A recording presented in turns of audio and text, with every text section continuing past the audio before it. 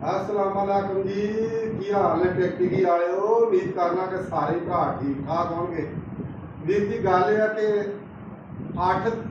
7 तरीक 7वां महीना 2026 माशाल्लाह जी। अपनी आप पट्ठी कल बच्चा आ, 2 पर का बच्चा वा। चड़ेल वड्डी चड़ेल मादी का मेन सियाने आते बांदर बुढ़ा भी हो जाए ना तो बाजियों नहीं जाता।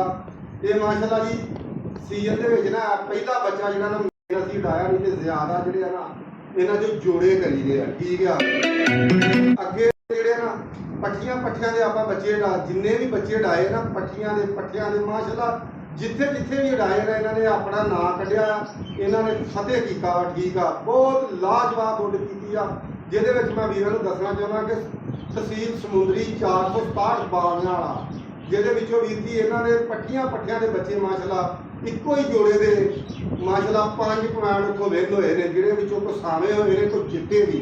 ਠੀਕ ਆ 1-2 ਬੱਚੇ ਜਿਹੜੇ ਉਹਨਾਂ ਦਾ ਇੱਕੋ ਪੁਆਇੰਟ ਸਾਵਾਂ ਉਹ ਸਾਵਾਂ ਹੋਏ ਨੇ ਇੱਕ ਘਰ ਨਾਲ। ਇੱਕ ਸਾਡਾ ਇਕੱਲਾ ਬੱਚਾ ਉਹਨਾਂ ਦਾ ਸਕਾ ਭਰਾ ਮਾਸ਼ਾਅੱਲਾ 5 ਪੁਆਇੰਟ ਵਧਿਆ। ਤੇ ਇਹਨਾਂ ਦਾ ਉਹਨਾਂ ਦਾ ਸਕਾ ਭਰਾ ਬੱਚਾ 205 ਚੋਂ ਮਾਸ਼ਾਅੱਲਾ 2 ਪੁਆਇੰਟ ਮਾਰੇ ਸੋ। 48 ਮਾਲੜੀ ਦੇ ਵਿੱਚੋਂ 1 ਪੁਆਇੰਟ ਮਾਰਿਆ ਸੋ। ਠੀਕ ਆ ਟੋਲਿਆਂ ਵਾਲਿਓ ਖਾਸ ਗੰਗੇਰੇ ਪਿੰਡ ਦੇ ਵਿੱਚੋਂ ਮਾਸ਼ਾਅੱਲਾ ਉਹਨਾਂ ਦੀ ਸਕੀ ਭੈਣ ਨੇ ਪੁਆਇੰਟ ਮਾਰਿਆ। ਜਿੱਥੇ ਵੀ ਯਾਨੀ ਕਿ ਉੱਡੇ ਨਾ ਕੁਝ ਮੈਨੂੰ ਚੇਤਾ ਯਾਦ ਨਹੀਂ, ਮੈਂ ਵੀਰਾਂ ਨੂੰ ਨਾ ਦੱਸਣਾ ਚਾਹੁੰਦਾ ਕਿ ਜਿੱਥੇ ਵੀ ਉੱਡੇ ਨਾ ਲਾਜਵਾਬ ਉੱਡੇ ਆ। ਅੱਛਾ ਇਸ ਬੱਚੇ ਦੀ ਨਾ ਸਕੀ ਭੈਣ ਨੇ ਮਾਸ਼ਾਅੱਲਾ ਪਹਿਲੇ ਪੁਆਇੰਟ ਮਾਰਿਆ ਕਿ ਜਿਹਦੀ ਅਸੀਂ ਵੀਡੀਓ ਨਹੀਂ ਬਣਾ ਨਹੀਂ ਸਕੇ।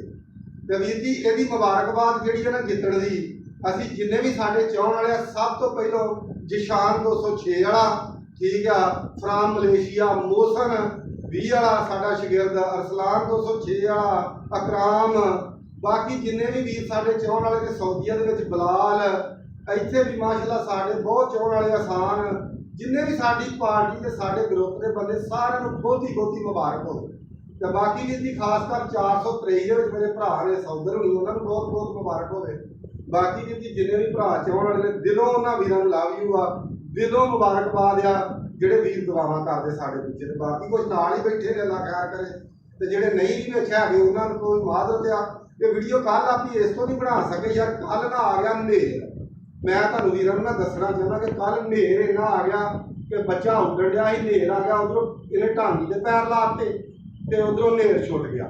ਆਪੋ ਤਾਂ ਪੈ ਗਈ ਘਟਾ ਬਹੁਤ ਸੀ, ਇਸ ਤੋਂ ਕੱਲ ਵੀਡੀਓ ਨਹੀਂ ਬਣਾ ਸਕੇ ਤੇ ਅੱਜ ਤਾਂ ਵੀਡੀਓ ਬਣਾਈ ਹੈ। ਲਵ ਯੂ ਹੋ ਗਿਆ ਵੀਰਾਂ ਨੂੰ, ਦੁਆਵਾਂ ਹੀ ਆ।